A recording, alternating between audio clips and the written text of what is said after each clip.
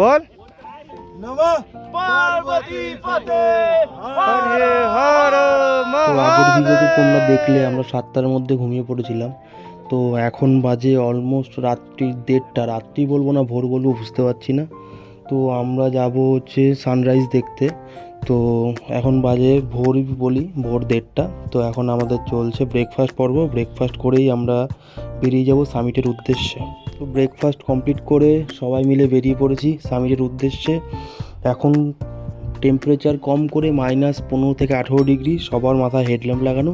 এভাবেই অন্ধকারের মধ্যে আমরা গুটি গুটি পায়ে এগিয়ে যাচ্ছি। প্রচণ্ড শ্বাসের প্রবলেম হচ্ছিল আর প্রচণ্ড ঠান্ডা, 2 মিনিট কোথাও দাঁড়ালে হাত পা একদম জমে যাচ্ছিল। তো এইভাবেই কষ্ট করতে করতে হাঁটতে হাঁটতে আমরা পৌঁছে যাই অলমোস্ট সামিটের দিকে। তো আমরা অলমোস্ট পৌঁছে গেছি সামিটে।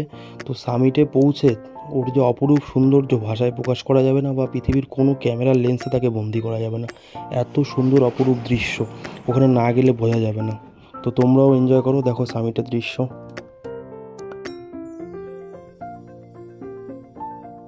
रेडी जय हो भोलेनाथ की जय हो भोलेनाथ की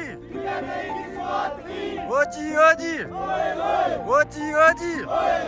हर हर চলো এভাবেই সামিট কমপ্লিট করে একরাশ আনন্দ নিয়ে স্লিপ খেতে খেতে এইভাবে বরফের মধ্যে দিয়ে আনন্দ করতে করতে আমরা নিচের দিকে নামি এবং অবশেষে আমরা এসে পৌঁছাই আমাদের বেস ক্যাম্প, কেদারকণ্ঠ বেস ক্যাম্পে। এবং এখান থেকে আমরা লাঞ্চ করে পরবর্তী যাত্রা শুরু করব। তো কেদারকণ্ঠ বেস ক্যাম্পে আরও কিছু ছবি তুলে এবং ওখান থেকে দুপুরের লাঞ্চ কমপ্লিট করে আমরা বেরিয়ে পড়ি সাংক্রির উদ্দেশ্যে।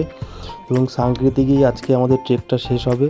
দেখতে হচ্ছে সবার কি অবস্থা। যাই হোক, আজকের মতো টাটা, আবার পরবর্তী ভিডিওতে কথা হচ্ছে আপনাদের সাথে। চ্যানেলটাকে সাবস্ক্রাইব করে যাবেন, লাইক করে যাবেন।